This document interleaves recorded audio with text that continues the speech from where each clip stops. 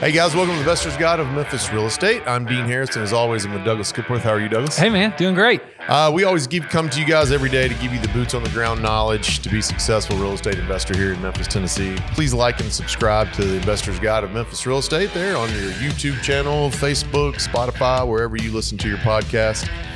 Show sponsors are listed at the bottom of the screen. I say it every show. I'll say it again. We couldn't run our businesses and couldn't do this podcast without the support of those show sponsors. So we're happy to have them. Zoom calls, I'm probably going to bring those back in February. If you want to be on that Zoom call, shoot me an email, dean@CrestCore.com. And every day I help buyers and sellers here in our market sell. So if you have something to sell, shoot me an email, dean@CrestCore.com. Or if you want to get on our buyers list, send me that same email. Okay, how are you? Great, man. Good. I'm excited about today's topic. Last couple of weeks, we've been doing the top 5, this and that. I think people like those rankings. Mm-hmm. I think they like the idea of, getting a list of things that work and don't work and what you should and shouldn't do. And today's no different. So top 5 things real estate investors must do. These are things that we feel like or should be just in your everyday conversation, your everyday thought process. And if you're a beginner, things that you must set up to get moving. So one of the first things that we talked about and is actually going to be a great podcast next week is build your team. I think the first thing that you must do as a real estate investor is build a team. Now, next week's podcast, we're going to dive into that and what that means and go a lot further into that. But we're talking about lenders, property managers, agents, property source, a general contractor, and a title company. Those are kind of the top headlines of ways to or people that I think you should build your team with. Anybody I'm leaving out of that? No, I think that's maybe your accountant, maybe an attorney, but those are more on the businessy side as far as the deal side. But those are great. Yeah, you're eventually going to need a great CPA, so that's a good point. Yeah. So, but getting your deals. I think you're right. I think we're like, I think what you're saying in this podcast is you've worked with lots of investors. Yes. And you've seen success and you've seen failure. And the successful people come in and do these 5 things. Yeah. And you encourage them to do these and to get clear on these. And the first one is to build that team. And it was interesting because I went and looked at Millionaire Real Estate Investor by Gary Keller. Well, it's my Bible when it comes to real estate investing. I mean, it's written 20 years ago, and I still reference it all the time. And the first thing is mindset. Then it's like, hey, set your goals, get your financial house in order. And once you're committed to real estate, the very first thing is to build your team. He calls it your network, but to build that network. So that is the first thing. Before you decide your property type, before you decide location, before anything, is build your team, because those are the folks that are going to help you. And I think it gets to leverage. Everybody understands leverage money. Financial stuff. Yeah. Like, hey, I've only got $10,000, but I can buy a $100,000 house with $10,000 down and $90,000 mortgage. Yes. But people forget that leveraging your time is what, quote, passive investment is all about. We call it less active investing because you're able to leverage people. And building your team is leveraging people. I think it's a must. If you're going to scale and you're going to build a business, this is a must. Because it's this exact same thing as it's a must if you're going to buy a bunch of real estate. If you don't have cash, you have to leverage that cash. And if you don't have the time to manage all of the properties and do all of the activities yourself, you've got to use people, and you got to have a team, and you got to work to build that team. And who you choose for that, and this is what we'll get into more next week, is vitally important. I mean, like it's not probably just more important than all the other decisions you make. Yes, I agree. Because if you start off in a bad way with any one of these, it's going to be tough. You're going to make it. You're going to be fine. But you don't want to start off on the wrong foot with any of these folks here that we're talking about: lenders, managers, agents, sources, contractors, or title companies. You just don't want to. Well, there's a lot of things that can go wrong with if you're choosing the wrong people. Yeah, well, I mean, it's like any. I mean, I just immediately go to sports teams. Yeah. It's like Jordan didn't win the championships until he started incorporating the team. Go watch The Last Dance. If you don't until they started putting people around his first 4 years in the league, he still dominated, but they didn't win anything. They didn't win anything because it was one man show. But you can't be a successful real estate investor as a one man show. No. So you got to have a team. So building your team is great. And again, a plug for next week. Let's do an episode on breaking that down on what that team. We're going to break like. the team down next week and tell you and fill in those blanks. Identify a market. So once you've built your team. And you've got all these people in place, I think you need to identify where you're going to go. A lot of times building your team, you might want to do once you've identified the market. In some cases, I think you could reverse these. But if you go to a market and there's no one there to help you, you're going to be out of luck. So it is important to go ahead and build that team. Then let's get in there and figure out what sells. Yeah. And again, it was so funny because I was looking back and thinking through these, and number one on Millionaire Real Estate Investor is to build your team. That's their number one? That's their number one, is build your team. Yeah. Number two is to pick a location. Are you being serious? Because I haven't read through. I read a long time ago. 100%. Okay, good. So because they went out and did to write that book. All they did is they went out and interviewed 100+ investors and synthesized what those principles and distilled what those principles are. You do the same thing every day. Isn't that funny? Because I just regurgitated all this. You do what it is, because all you do is talk to investors, and you're like, okay, what do they need? They need a team. They need to pick their location. Yeah. So I think setting that criteria and doing that location is. So you got to do that. I mean, I think about. I'm sorry to interrupt, but last week, remember a few weeks ago, we did a podcast pretty good on the top 5 questions for property managers. Yeah. And the number one question you asked and started with was, where do you manage? Yep. So it's like location. Are you able to help me in this location? Yeah. So identifying that market, once you've done that, they're in there. Now you're able to kind of look in there and see what sells in this market. I guess that's coming next, but what sells, how it sells. Mm-hmm. Those are all kinds of different ways to figure out what happens in a certain market, whether it's the type of buyer, the type of financing. Is this a cash market? Is this going into there, getting that feedback from your team is going to be crucial to pick. In Memphis, to me, it's single family, right? Can you make other things work? Of course, there's plenty of things that can work here. But if you come in and you ask me, hey, what is something that you're having a lot of success with and seeing success, that's a pinpoint. Moving right into the second one is just to identify the product within the market. So that rolls right into that. So now we've figured out that Memphis is it. The conversation that I'll have with new investors will be, what is your product and why? And I'll tell you this, 50% of the investors that come into the market, they have an idea. I'm sorry, 100% of them have an idea of what they want, right? 50% of them change it. Right. Yeah. Right. Yeah. Because they come in here and in their mind, they've done research on multifamily, right? Large multifamily. I want it large. Memphis is a great rental market. That isn't as appealing. It's more challenging here. Way more challenging, and it's just not as smooth of a process. So, but anyway, going through there and explaining exactly what that is crucial, and identifying the different areas that you can invest in and what works and what doesn't. I mean. Because what works here doesn't work in Nashville, and what works here might not work in Kansas City or wherever else that you might consider an investment for, right? Like multifamily in bigger cities is a bigger investment, and it can be one that works a lot better. We just don't have that kind of what I wanted to do is just, I guess, market here for that. So coming in and identifying a product, I just wanted to and again, the style of house. I was gonna. You go with that. I mean, it's so funny because I know you, and I know you're. It's like, again, because I'm the reader guy, and looking at that, and it's like, hey, millionaire real estate investor, build your team.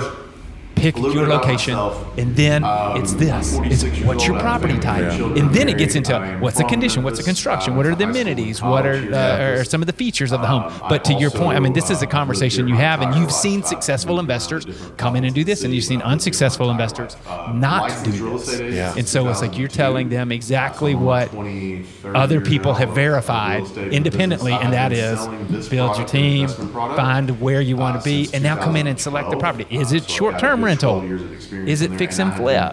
Is it midterm rental?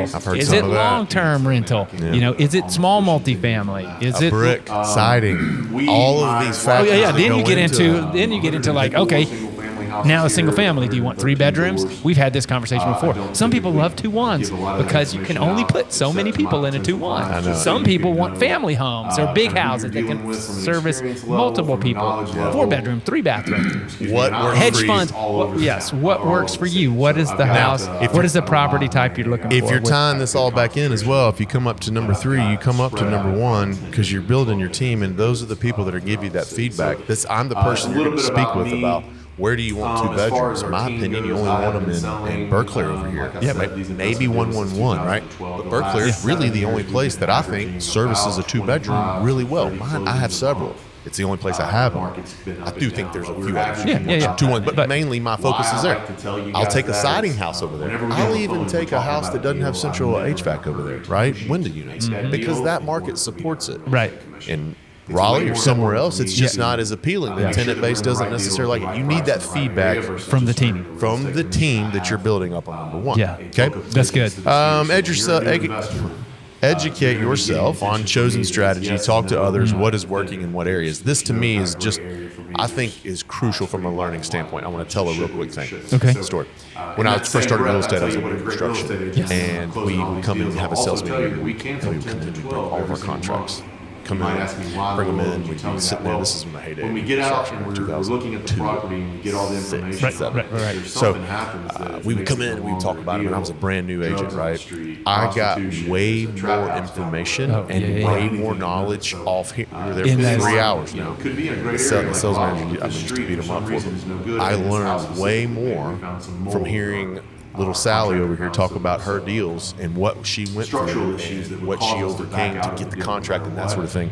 To me, it's the same process or same mindset when you're going to go and talk to another investor about what works, mystery shop, so to speak, right? What are you doing and what do you like about it? What do you not like about it? So getting into plugging yourself in my opinion, with other investors, with other people that are doing the same things with you is extremely important. So you can get that feedback of what works, assuming it's in Memphis, what works in Memphis and what doesn't work in Memphis. And then you're trusting me, but you're verifying it through other sources and trying to make sure that you're, dotting your I's and crossing your T's on your info. Because you're not, I like to tell people that it's like, I'm never sending out houses that I wouldn't buy myself. And I can't Right. So that's kind of you need to get that rapport and you need to get that with some other investors so they can give you some honest feedback on what works for them and what doesn't. Yeah, I agree. And kind of continuing to educate yourself, whether that's reading books, I keep mentioning one, or watching videos, listening, doing. I think keeping up with what's going on. I mean, I think you and I just have mentioned many times Blue Oval, but I don't know if we've mentioned on the podcast that there's another big development in North Mississippi. It's really Collierville, by the way. It's closer to Collierville than Byhalia. It's just North Mississippi. It's right on Tennessee line that they're building this new battery plant for Cummins. And huge. So, I mean, it's like all this stuff is happening. So keeping up with that and understanding your market, which will keep this place a blue-collar town. Yeah. All of these things are rental market things that we want. We want these big factories. We want. You go up and down Shelby Drive. So this is what we want here. A lot of people say, how many jobs? A lot of hourly jobs that are tenants. Yeah. And I think keeping educated, I think part of what you're saying with that last one is educate yourself on that strategy. So you're learning more about what's happening. Like, hey, we've talked about this many times. It's like, hey, this is great now, but where's it going to be in 10 years? And where are we going to be in 20 years compared to where we were 10 and 20 years ago? Think about where we were in 2004. So I'm just going to walk you through that real quick. We were on let's say I send you a house and you created your you know what I'm saying? Oh yeah, man. But if you do your mind and think about how long ago that was, I send you one of these houses. Yeah, I just saw something yesterday, a headline that some golf course, I can't remember, it said they've been selected for the 2040 golf championship, and I was like, man, they're already thinking 15 plus years out. Like that's what we do, but we don't name it like that. Right. And they, I mean, they're already starting to plan it. Like 2040, here we come. And at the very bottom of that email, Isn't that crazy? But that's 15 eternity. years. That's like you buy a house now, it'll be paid for if you get it on a 15-year mortgage. It's the right deal. And then you can fly yourself up to that golf tournament and celebrate. So, but yes. So the last one here, I've got developed some relationships. Maybe the most, to circle everything around, back with your lenders and back with everybody, is just developing those relationships. It's human nature to want to help somebody if you know them. Yeah. It just is. If you don't know them, you still might help them, but it's it's a little bit harder to get that done. So I'm real big on the relationship part with everybody you deal with. They need to know who you are. They need to know where you're coming from. We're going to get to a lot of that with Build Your Team next week. But creating the relationships and doing good work to me is something, as you're a real estate investor, you should do. I mean, I know that should go without saying, but already budgeted some repairs. So when we make being kind, it goes a long way. There's a lot of people that aren't. Like, it's just some very simple things when you're building these relationships and you're talking to these folks, and it's something I'll encourage you to do, to go that extra step, go a little bit further in the relationship business. This is a small town. If you're listening, you're likely coming from a town that's bigger than this. It's not the good old boy network small, but it's definitely small enough to where, things get around, people understand who's working in our city and who's not, or who's working well and who's not. So yeah, and I think that with that relationships and maybe it kind of tags teams with that education of with no inspection process. Pouring into that relationship, and whether it's other investors, whether using resources like Bigger Pockets, I see a lot of good collaboration there, a lot of learning that takes place, and a lot of give and take and sharing information. Doing the same with your team to figure out, like, hey, who do I need to use for this? Who do I need to use for that? So I agree with you, man. Relationships, long term. This is a long term business. Relationships are long term. It's not really transaction business. What we do, and being a long-term investor, you really want to build deep relationships with your team, but then with also service providers as well as everybody you come in contact with, because you never know. And one thing maybe we'll talk about in our team, but I have found the more you're just building relationships with people and the more they know what you do, the more opportunities come your way. You don't know. We'll talk some more maybe next week about lending. You never know when somebody might want to be a private lender to you and help you fund a deal. You never know. Or you never know if somebody you might meet somebody at a concert and they have properties that they want to sell to you. That's right. You just never know. It can be anywhere. So it's good to keep that relationship, develop those relationship building skills, and share what you're doing. Yeah. And have a genuine interest in others, and they'll do the same with you. So, man, I thought this was a good topic. I mean, yes. like, these are just some kind of bare bone basics. This is the things which you've seen successful people do. When I see success in real estate investors, I see all of this. I see every bit of this, and it's clear as day. So in other words, when a real estate investor comes in here and he's got him a lender, he's talked to some managers, he's at least reaching out. Now he's reaching out to me for agent resource and information. I've got everything else for him. Now we're going to talk about identifying a market. He already knows he wants Memphis, right? He's here. Identify the product. They typically tell me what they want right away. We might move off of that, but they already know what they want. They've educated themselves. They've read some books. They've listened to this podcast. They've gone on Bigger Pockets, and they're now nice, over the top, genuine, trying to develop a relationship with me. That immediately is a good investor. Already know it, and you can't tell me it didn't, because I deal with a lot, a whole lot. So these 5 things, you walk into your person, your agent, your property source, your property manager, and you already have all these other things figured out. Whoever that person is dealing with you is going to know at least your mean business, and you're serious about what you're doing. Not knowing these things and going and talking to any of these is, somebody that I guarantee they won't take you seriously, because I hear both. I hear from buyers all the time that don't have any of this stuff down. Hey man, I was at dinner the other night and I'm thinking I saw your podcast and kicking the bucket on investing in real estate. I need it. Kick the bucket on some podcasts and kick the bucket on reading some books, and then kick that bucket back to me and we'll talk. I mean, that's how that like that. That's how the conversation goes. You need to educate yourself because I can't sit with you and figure all of this out. You need to have a good idea of what this is first. Come to me and then we can tweak it. Because if you come to me with none of this, I'm going to give you what I like and do. And it might not be what you want, right? That's all I'm giving you because I'm not going to give you what Joe over here is doing. I'm going to give you what I'm doing because I know it works, but it still might not be for you. So that's good. The identity, I get that question. What's the perfect investor? Hey, Dean, I want to work with you. What does your ideal client look like? Someone that's done all this. There you go. Pretty simple, right? Like that should have been it. Yeah. What's your ideal client? What's your ideal client? Someone that comes to me with these, at least 4. If you don't want to build a great, loving relationship with me, that's fine. But 4. I need 4 of the 5, right? Yeah, that's good. All right, great show today. Yeah, Anything else you want to add to this? Man, I love it. All right, appreciate you guys. Dean at CrestCore.com. If you have any questions, shoot me an email there. We'll get you set up. See you next week.